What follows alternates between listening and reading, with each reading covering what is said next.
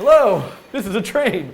Welcome. It's pulling into the station and it brought with us a map of the world. And what this map of the world is showing you is little dots everywhere an earthquake has occurred in the last 30 days. And the dots are actually sized according to the magnitude of that earthquake. And that's exactly what I'm going to build in this particular coding challenge. So a little while ago, I built this from scratch.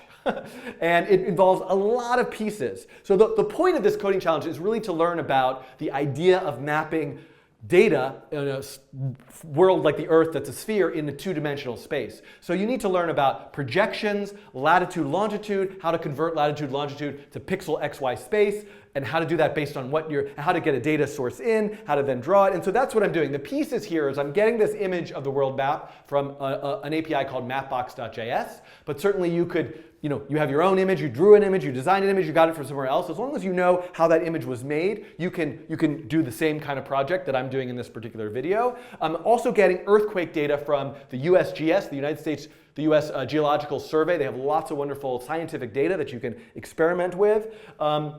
And then I'm using P5JS to draw the image of the world and then draw all these circles. Now, one thing I want to mention is towards the end of this video, I work on something to try to scale the size of the circles according to the magnitude of the earthquake. And I have a little bit of math backwards for probably about 5 minutes of the video. Someone in the chat points it out, and then I correct it. So if you're watching and you realize, like, oh, the math is backwards there, that's what happens. But by the end, I'm pretty sure I have the math right. But if I have it wrong, boy, do I know that I'm going to hear about it in the comments. So I look forward to hearing your feedback, your suggestions. I hope you make something with this. You share it with me at Schiffman on Twitter, and that you enjoy this ride on the coding train. See you soon. Okay, I'm starting this coding challenge now. Here we go.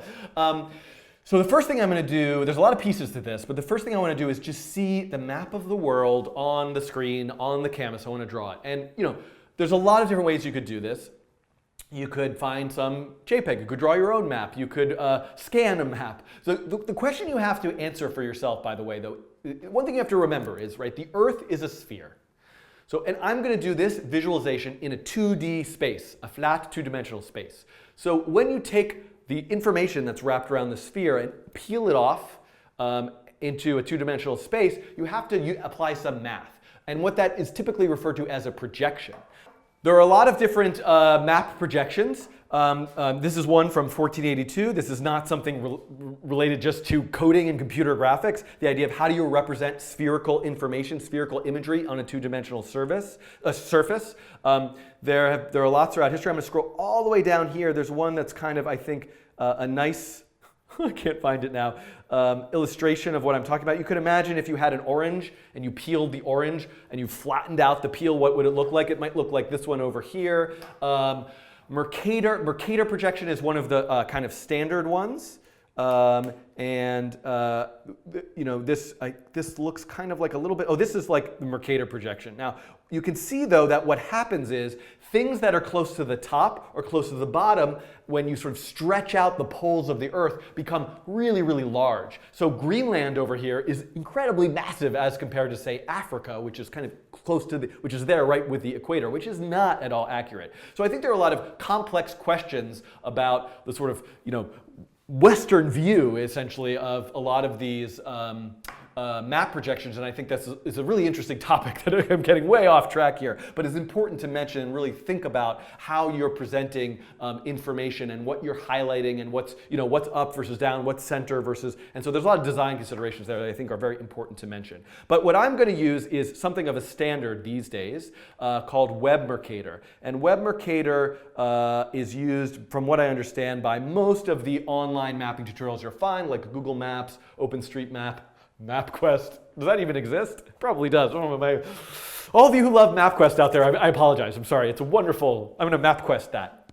Do you say that? Does anybody say that? Anyway, so this is going on way too long. Okay, so what I'm going to do is I'm going to grab a map image from Mapbox, and then I need to understand what projection it's using so that I can apply the math to convert my latitude, longitude to an XY location in that pixel canvas. Okay, so The Mapbox, you can find out information at mapbox.com. You'll have to sign up for an account and get an API key and all that sort of stuff. I'll include links in this video's description to where you can do that. And I'm going to use something called a static map. So Mapbox has a lot of features that you can embed a map that's zoomable, and you can put those little pins in it and do all sorts of stuff with it. I just want to use it to get an image. So the way that I can get an image, for example, is through a call, an HTTP request to a particular URL. So I'm going to grab this URL, and what I'm going to do is I'm going to go to my code, and I'm going to say, I'm going to add a function preload,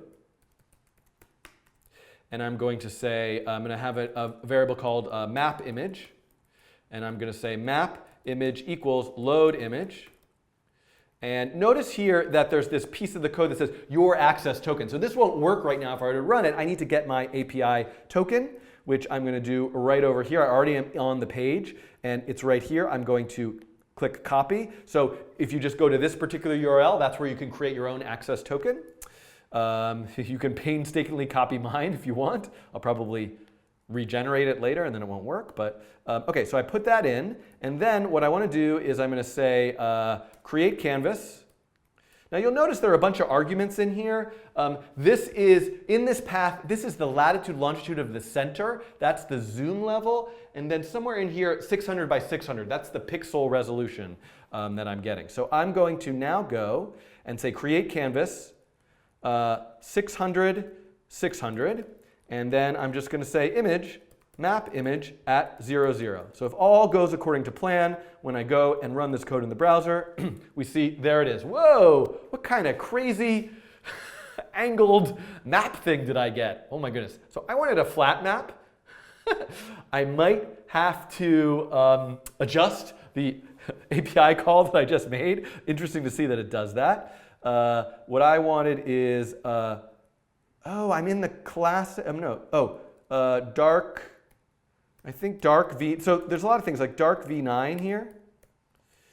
So why is it angled? Oh, you know what it is? It's because there's a lot of arguments here. There's latitude, longitude. We can look at the documentation, zoom level, and then this is like an angle, I think. So if I change this to 0,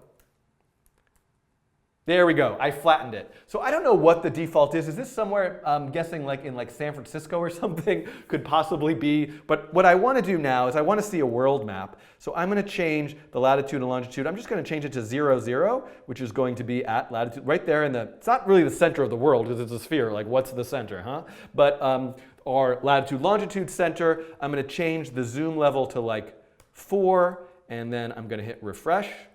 And we see, ooh, let me zoom out some more. I'm actually going to change the zoom level to 1. And we can see, there we go. So I've got the world map. Now, I want to see a wider picture of the world map. So I'm going to change, let's change this to 1024 by 512. I think this should behave nicely for us. But if I do that, I want to change create canvas to 1024 512. So let's refresh that. Oops. Oh, it's just super big now. Oops, nope. Sorry, I got to zoom out here a little bit. So there you go. So now you can see I've got the world map with this dark theme, and there it is in my P5JS canvas. We're getting somewhere. Now, if I were to do more of this, I would suggest if you're watching and you actually pull this code, I would probably do something where I make sets of variables for width and height and zoom level and all that sort of thing. But I'm just going to leave this stuff kind of constant for right now. I am going to, though, so I'm going to leave that stuff constant for right now. So now that I have that, what I need to do is figure out, let's say I have a latitude, longitude. So let's say I have a latitude, longitude. That is, latitude is 0, longitude is 0. Now, it might be worth me refreshing your memory if latitude and longitude are familiar concepts to you, but you've sort of forgotten what exactly they are and how they work. So let's say I were to try to draw, as best as I could, a sphere. And I can kind of represent it with these lines. And by the way, what are these lines? These lines are longitude. So longitude are the lines, I can think of them as like long because they go long up and down, but they're the vertical lines, and they're really going to map to our x location because we're going to take this and kind of unfurl it, so to speak, into a flat rectangle. So we want those longitude lines to end up like this. So these are, the x values are longitude, and then the y values are latitude. And this being perhaps like 0, 0. The y values then being latitude. Okay, now there's another sort of key aspect of this. What is the range of these values? So they are described as angles, essentially. You can think of them as angles of rotation in a way around the center of the Earth. And so if there's a full rotation of 360 degrees, we can kind of go all the way this way to 180 degrees, and then go all the way this way to negative 180 degrees. The thing is, I'm going to need to use radians as a measurement in my code. So that's something we're going to have to sort of think about. This is pi, and this is negative pi. And I have other videos that kind of go over the basics of radians and units of measurement that you could maybe watch and try to find if that's a new top concept for you. Now, latitude, on the other hand, gone all the way around, is just going halfway up and halfway down in a way. So the range is between 90 and negative 90. And I probably got that wrong. I think 90 is north and negative 90 is south. By the way, if you look up the longitude or latitude, if you Google like longitude, latitude of New York City, you'll find the number will be something like 74 degrees west. So 74 degrees, this is actually 180 degrees west. This is 180 degrees east. This is 90 degrees north. This is 90 degrees south. So the negative numbers are what we need to use in the math, but you'll often see them listed as north, south, west, east, which is something you might need to convert depending on how your data is formatted. Okay, so hopefully that clarifies that a little bit.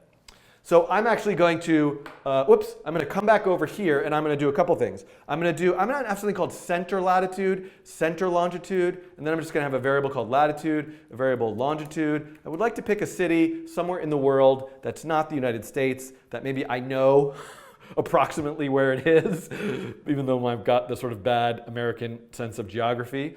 So let's look for a city where are there a lot of trains? Oh, there's a lot of trains in Europe and in Asia, and there's everywhere there's trains. That's a bad. Let me look for let's look for Shanghai. Latitude, longitude. So you're seeing here we've got 31.2304 north, 101.473 east. So let's take this into our code, and let's put that here. I'm going to just put this in comments here. So the latitude is the north number. And the longitude is the east number, and it's not negative. If it were west, it would be negative. And what I want to do now is draw the location, convert it to its x and y.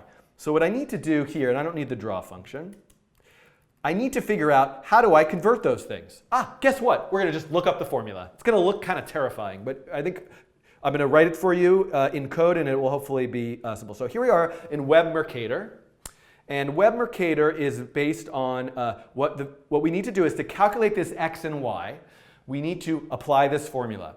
So the reason why this number is 128 is the standard of Web Mercator is that it's giving you the xy for a square, where the top left is 0, 0, and the bottom right is 256, 256. So the center is 128, 128. I think actually Mapbox does tiles that are 512. So I think I actually need to change that number to 256. So that really depends on the kind of, again, the system you're using. The zoom level is this value of how far zoomed in or zoomed out. This lambda here is longitude, and the Greek letter phi is latitude.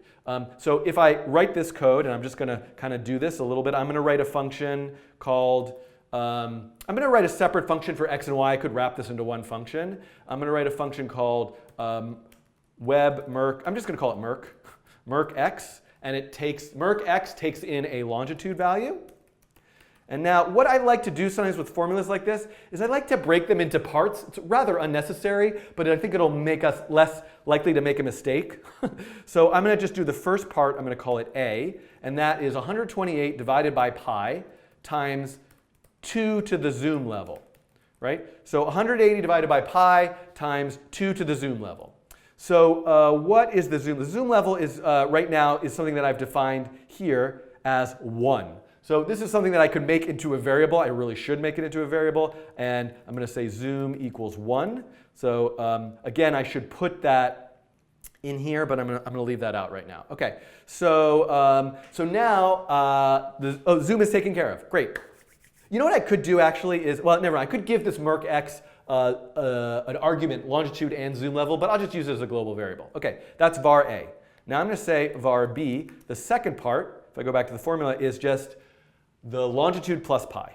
Okay, so longitude plus pi. But guess what?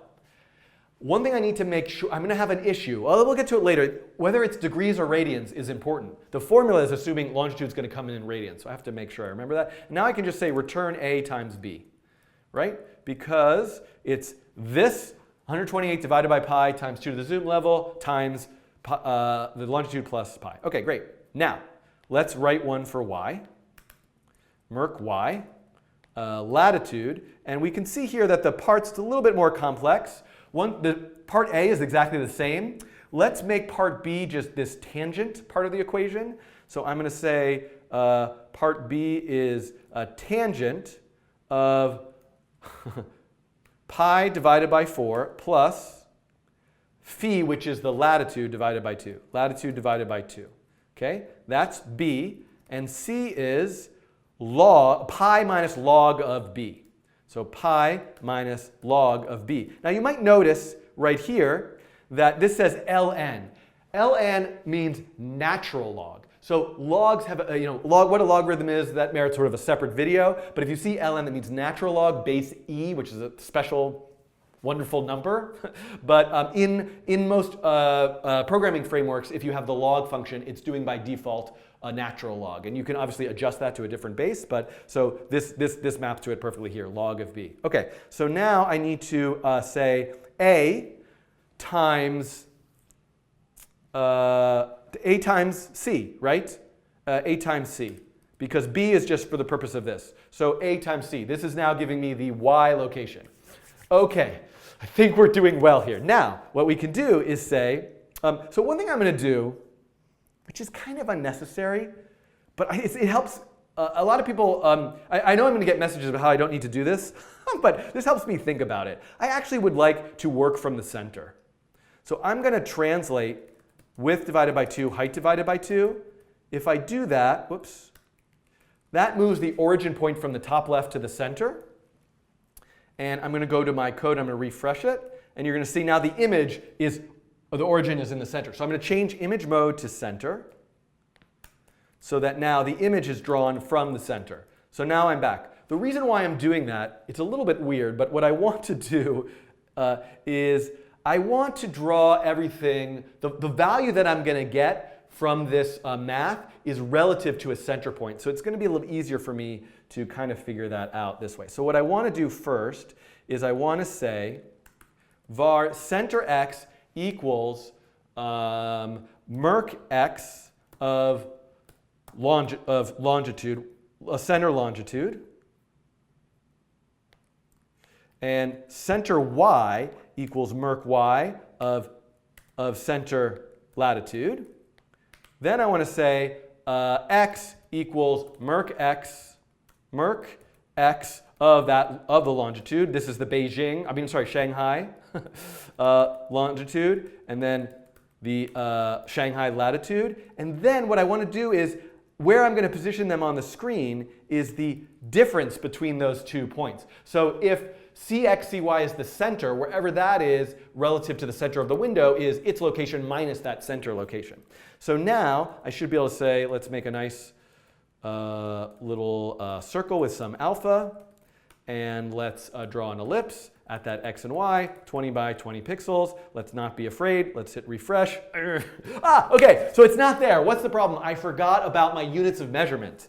So this is definitely a problem here, which is that these measurements are in degrees. And the fact is, the calculations are assuming radians. So what I need to do is convert them to radians. So I'm just going to add a line of code here that says longitude equals radians, longitude. And I'm going to say latitude equals radians, latitude. And the reason why I'm going to do this is I know that when I go get that earthquake data, I'm going to get values in degrees, because I've looked at that data before. Okay, so now I'm going to hit refresh. It's there, but it's not in the right spot. The reason it's not in the right spot is, remember how I said mapbox actually uses tiles 512 by 512? And so I'm going to change these to 256, 256. And I'm going to hit refresh, and there we go. That looks right to me. Somebody tell me that's not where Shanghai is. Let's go to the other side, and let's look at Vancouver. Vancouver, latitude and longitude. And let's try that out. I'm going to grab this here and put this into my code.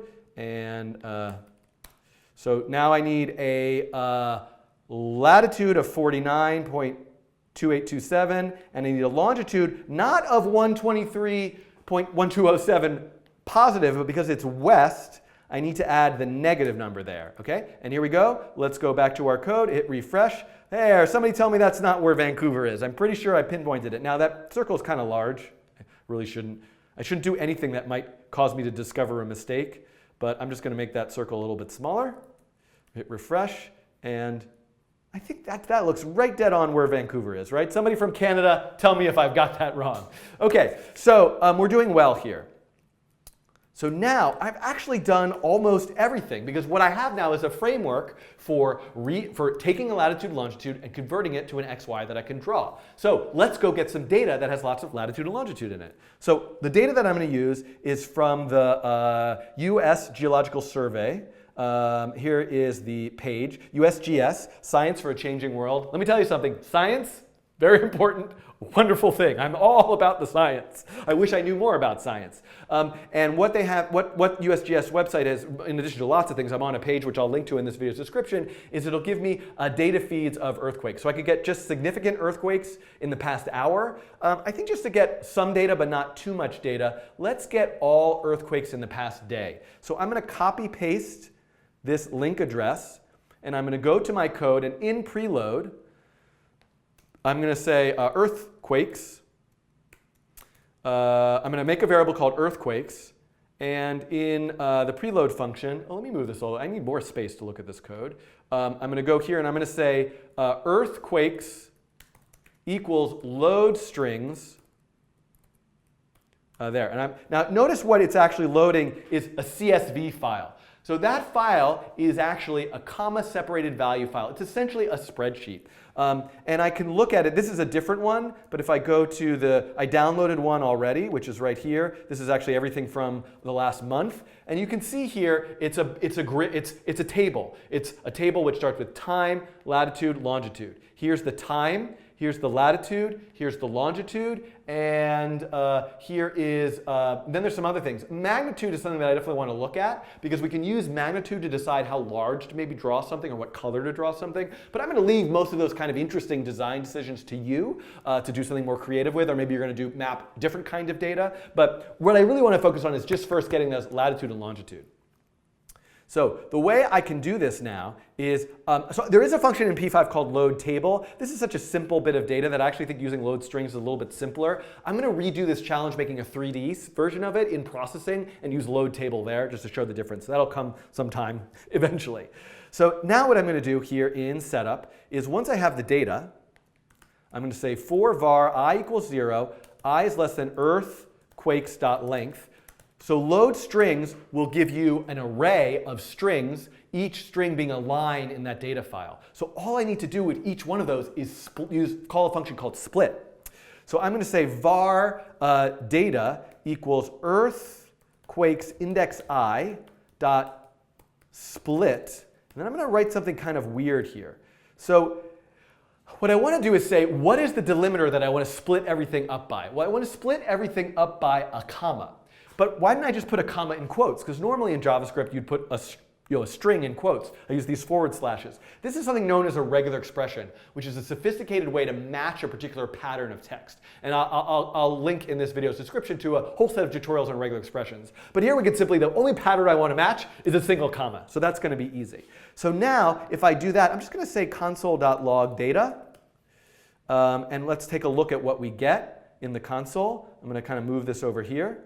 We can see I'm getting a whole bunch of arrays. So I get an array, and I can see here the first element is the timestamp. The second element is I believe it's latitude first, then longitude. Yeah, it has to be because that's -166. Some other data about the earthquake. The 2.2 is the magnitude on the Richter scale.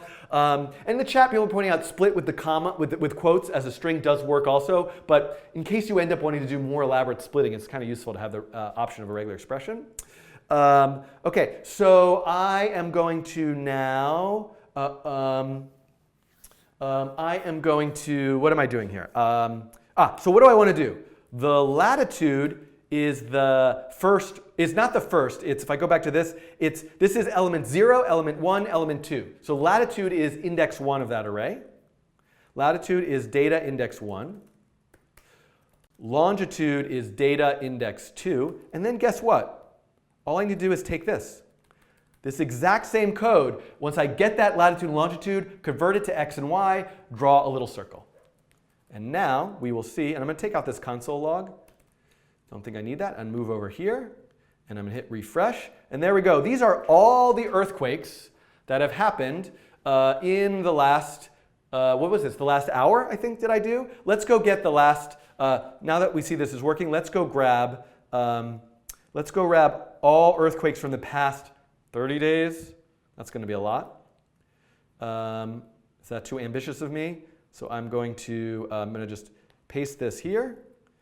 And I'm going to do this. And I'm going to comment out this line of code. So I can now, well, this is awkward to do here. I'm going to paste this in. Oops, I must have gotten rid of a quote or something. Yep, got rid of the end there. OK, so many ways I could make this code a little bit nicer, but that should do. Now I'm going to refresh. Here we go. It's going to take a little while because there's a lot of data. Actually, it didn't take that long. Look at that. There you can see all the earthquakes from the last month. And things that I could do to this. I could, first of all, I could think about zooming in on a certain part by changing the zoom level and the width and the height of the map and that sort of thing. You want to be careful. Again, the way that Mapbox works, if you start playing around with the zoom, I would not make the width or height greater than 1024, and it actually seems to work really nicely if you keep that as a multiple of like 256. But I don't think that should be required. But play around with it. I could. You could change, but also you could just think about animating it. You could, and one thing that I would like to do that I think is worth doing is just drawing these with the size based on magnitude. So let's look at how we would do that. So right now, where I'm drawing the size is just here, 8, 8. So what is the actual size in the data? It is latitude, longitude, depth, magnitude. So I'm just going to use the magnitude, which is 1, 2, 3, index 4. So let's go back to the code, and I'm going to say var m for magnitude, or magnitude equals data index 3. And then I'm going to do something wildly not accurate, but I'm just going to get started with this just so we can see something. I'm going to say var diameter equals map the magnitude from a range from 0 to 10 to a range from 0 to 2 to 60.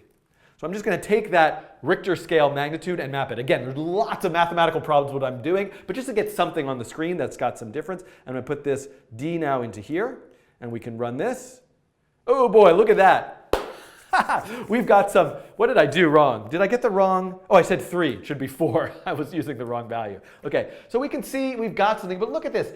There aren't really lots of earthquakes of such large magnitudes happening all the time, all over the place. And the reason why there's a couple reasons why this is terribly inaccurate. And let me find my eraser. 2 fundamental reasons. Number 1 is magnitude on the Richter scale for earthquakes is measured, if I'm correct, in a logarithmic scale. Meaning, if I have an earthquake of magnitude 5, and I have an earthquake of magnitude 6, this earthquake is actually 10 times as powerful as the earthquake of magnitude 5. Somebody in the chat tell me if I got that wrong. I could come back and correct it. So that's one thing. So I need to think about drawing. The other thing that's really quite important is when I take a circle and I give it let's say it has a diameter of 4, which means it has a radius of 2, and then I have another circle that has a diameter twice the size of 8, which means a radius of 4. The thing that I'm seeing visually is the area of it. And the area is pi r squared. So the area of this is 4 pi, and the area of this is 16 pi. So I'm actually drawing, this is something that is 4 times as large as this, but the radius is only twice. So I need to account for that when I'm visualizing stuff using circles. That's kind of an important, if I were just doing population, for example, I wouldn't map population directly to diameter. I would map it to the square, I would map it to the square root. The square root of population to diameter, something like that. We're going to get that right as we come over here. If we come back over here now, I can start to implement some of this math into the actual code itself. So looking at the code, the magnitude, what I want to do with the magnitude really, if the magnitude is 5 and the magnitude of 6 is 10 times that, what I can say is magnitude equals itself to the 10th power. So this is kind of reverse inverse logarithmic, you get. Inverse logarithm. I'm going to actually set it to the power of 10. Now the other thing I want to do is take the square root of it, because ultimately I'm going to map that to the diameter of a particular ellipse. So I also want to say magnitude equals the square root of itself. So now this mapping, instead of going from 0 to 10, meaning the sort of maximum on the Richter scale of 10, I don't know if that's an actual maximum, I should look up the Richter scale, but what I want to do is get a new maximum. So I'm going to say var mag max equals power, the square root of 10 to the 10th power. So if 10 is my maximum magnitude, then I want to make that the maximum. And then, so the mapping now goes from here to here. And let's take a look at that. And we can see now almost everything has disappeared because most of the earthquakes are really small. But there was, I believe, recently I saw in the news, a very large earthquake. I don't know, I should look this up where this was, but I'm pretty sure I've got things accurate here, and we could look into the data and see what this is. I could also try to make this a bit more, everything a bit more visible. One thing is I could say, give me a stroke of color to put around the circles, and I could also, make this 180, for example, to really sort of like emphasize. So now you can see lots and lots of tiny earthquakes up along here, lots and lots of tiny earthquakes here, and really some larger ones over and around here. So I think we've done it. This is now mapping earthquakes. I did it wrong. I totally did it wrong. Stop everything. It's not, thank you. This is not correct. It should, to actually reverse the logarithm, it has to be 10 to the magnitude's power, right? I'm sorry about that. Everybody's screaming at me watching this video. I wonder if I should just go all the way back and redo this, because people are going to watch it and get it. But maybe it's fine to have this wrong. Should I just go back? In other words, 10 to the 4 is 10 times 10 times 10 times 10. 10 to the 5 is 10 to the 4 times 10. So this is really how it works. So I actually had it quite wrong there. So let's take a look at that. And that should, it's really the same idea, but it's going to, make it a bit more. This actually was fine because both of these were 10. So I think the earthquakes are going to get quite a bit smaller, actually, the small ones. And you can see, there we go. So I got the similar effect. Apologies for that mathematical error. And now, I think, those of you you can see the process about how I constantly make mistakes, but I think I have it right here now. And I could change the mapping, I could change the color. Alka in the chat made a great suggestion of, if you want an exercise here, see if you can create a time-lapse version of this. So actually use the timestamps and have us see the earthquakes all pop up over time, over 30 days, but have that all happen in 30 seconds. You could also write it so that you refresh the data query. So if you look here on the web page here, on the web page here, oh no, I'm on the wrong web page. If you look here on, what am I looking for?